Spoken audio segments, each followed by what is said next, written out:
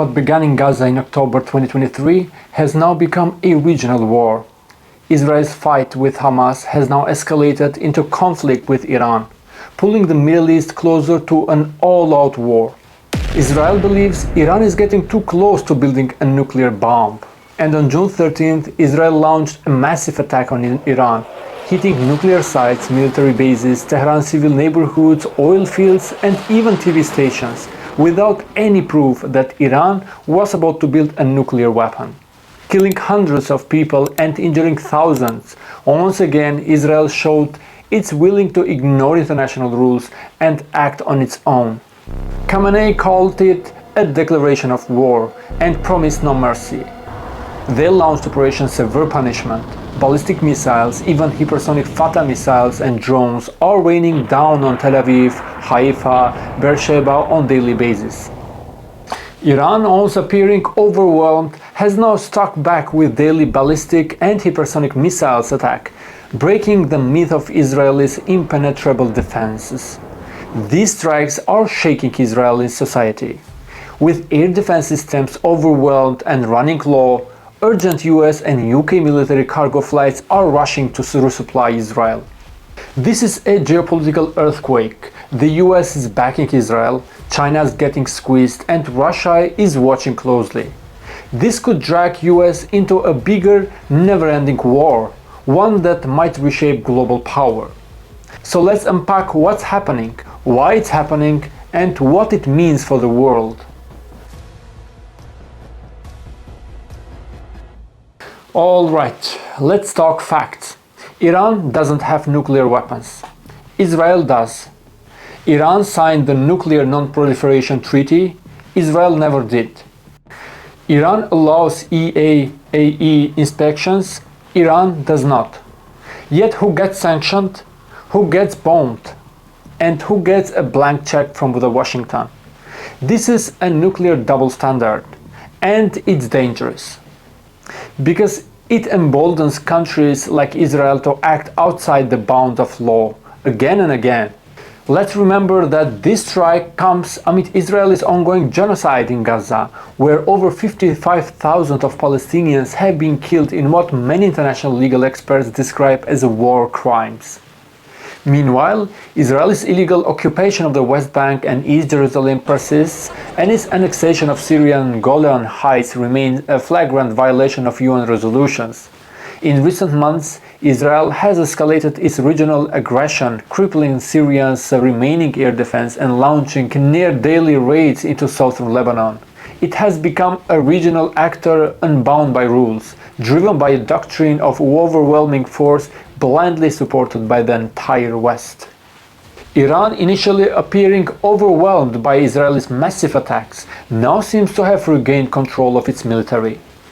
Through daily strikes using ballistic and hypersonic missiles, Iran has done what no one has managed before: broke the myth of Israel's impenetrable air defenses. These attacks are shaking Israeli society, triggering fear and unrest. If they continue, they could spark mass protests or even a revolt against Netanyahu's government. Israel's relentless missile barrages appears to overwhelming Israel's air defense systems, which may soon run low on interceptors.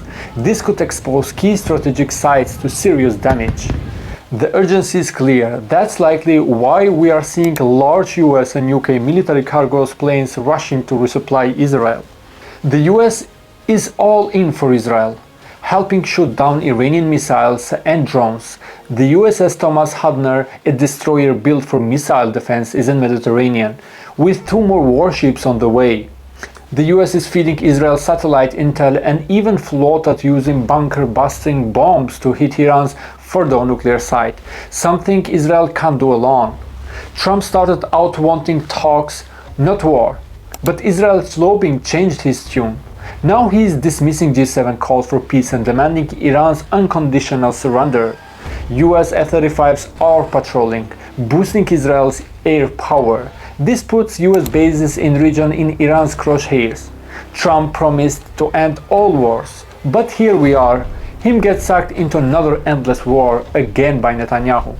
Benjamin Netanyahu again dragging US into war. He is not just fighting Iran, he is playing a bigger game. He is threatened to assassinate Khamenei and bomb more of Iran's oil infrastructure.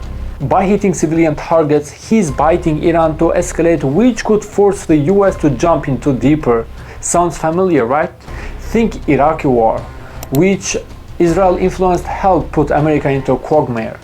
Netanyahu is also pushing regime change, rallying behind slogans like woman, life, freedom to spark revolt in Iran. He wants the US to bankroll a long war, tying up American resources. This could backfire, alienating Trump's anti-war voters and stretching the US thin, while other powers like China and Russia make their moves. Now let's zoom out to China. Iran supplies about 10% of China's oil and ton of its natural gas. Israeli strike on Iran's oil depots south of Pars gas fields are a direct hit to China's energy security. If this war drags on, oil prices could spike to $120 or $130 a barrel, hammering China's economy. This feels like a US-Israel strategy to choke off Chinese key allies, part of a broader plan to encircle Beijing. But here's the catch. This could push Iran closer to China and Russia, strengthening their anti-Western bloc. Chinese now racing to secure other energy sources, which could mean leaning on Russia or Gulf states.